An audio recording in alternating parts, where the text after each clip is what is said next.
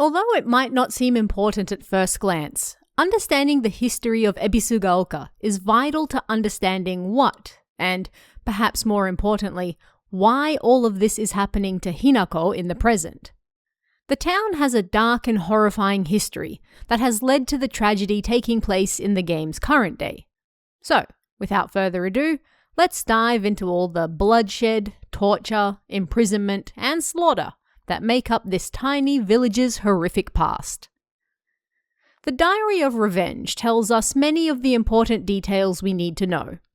First and foremost, perhaps the single most important figure in the game, the figure from which we can trace all decisions and events back to, is the water dragon.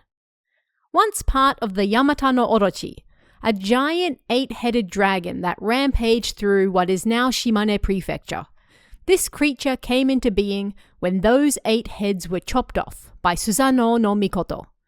One of them flew all the way to the mountains of then Higanokuni, where it came back to life as a poisonous water dragon.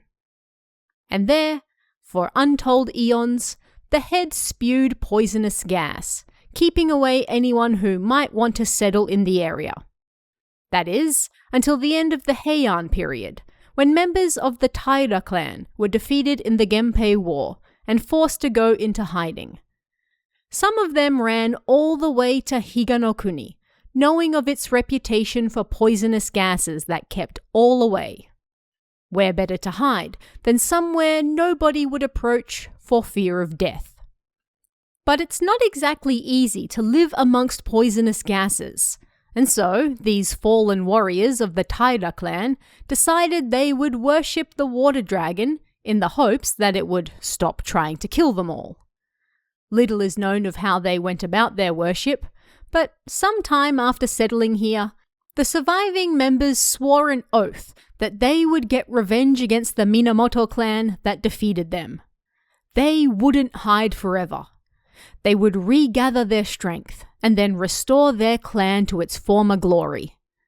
To mark this oath, they buried the sword of their deceased leader beneath the largest tree in the burgeoning village, a tree they believed protected the land. Now, 100 years or so after the fallen Taira warriors arrived in Higanokuni, a peculiar monk arrived. Said to be around 3 meters tall and wearing numerous masks, he informed the villagers that they should fear the water dragon no more. It was growing weak and preparing for slumber. All this time, it was the great cedar tree in the village that was sapping the dragon of its strength, and therefore they should worship the tree instead. Doing so would keep the dragon in its slumber forevermore.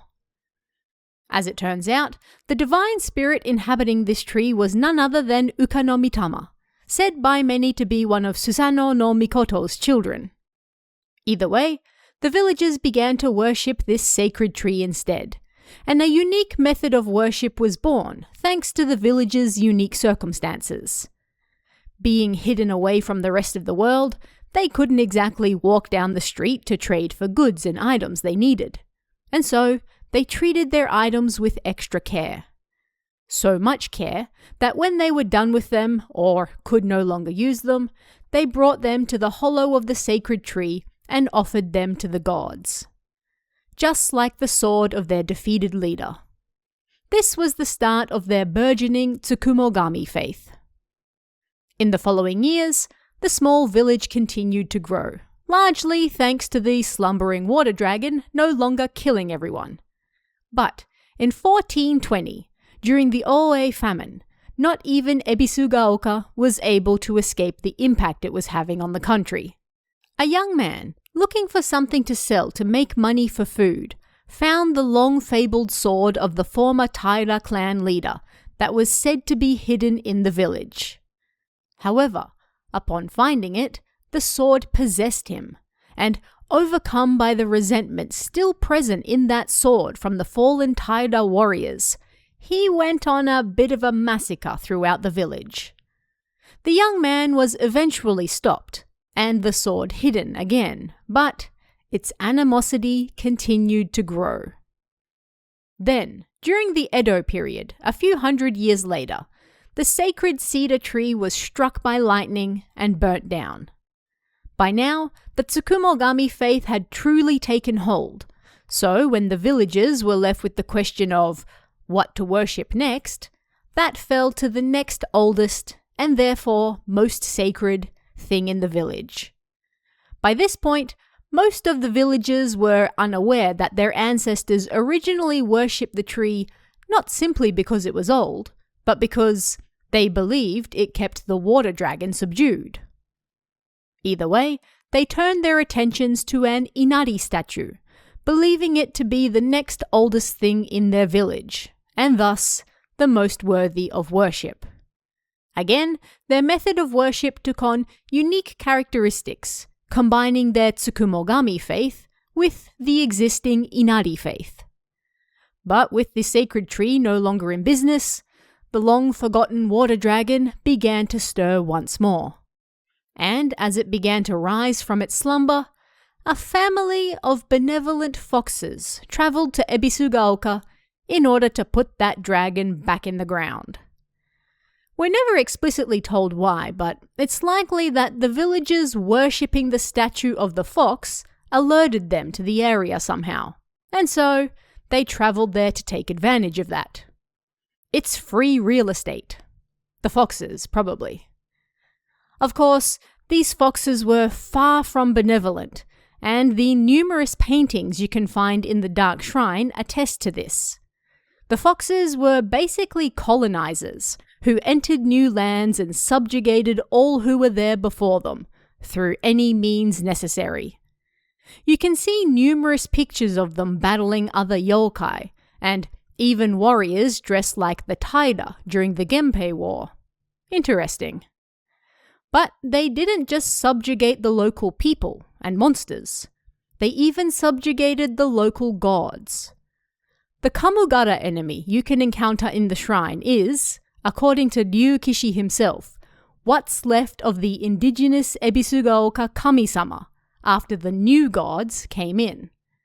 Interestingly, these poor tortured kami-sama look an awful lot like what we're told happens to people who speak ill of the foxes, suggesting this is their go-to method of dealing with people who displease them or get in their way. A local historian notes that his father died after having the courage to call out the town's religious group for the embezzlement of local taxes. He died in an accident shortly after, and those crooks claimed it was Inari-sama's divine punishment. After the historian tries to expose the religious group as fake, he suddenly falls ill himself. He loses his appetite, and any attempt to eat results in vomiting. After forcing some food down, he notices the larva of a locust in his vomit. This then develops into coughing fits and a scratchy sensation in my throat. He discovers he's now spitting up grasshoppers and crickets, and his bed is surrounded by insects. Insects he has coughed up. Unable to eat, he has become nothing but skin and bones, with a bulbous head full of chittering insects, or perhaps their eggs. And when we look at the Kamugara, it's not hard to imagine what happened after the historian stopped writing about his illness. Those eggs have to hatch and then go somewhere, after all. In fact, an autopsy report outright tells us that they found the body with the head hollowed out and full of insect eggs belonging to locusts, grasshoppers, and crickets. And he's not the only one, as numerous corpses have been discovered in this state, and they all share the same thing in common. They blasphemed against the foxes. Benevolent foxes indeed. But before we get too ahead of ourselves, we have to go back in time a little again, this time to 1880.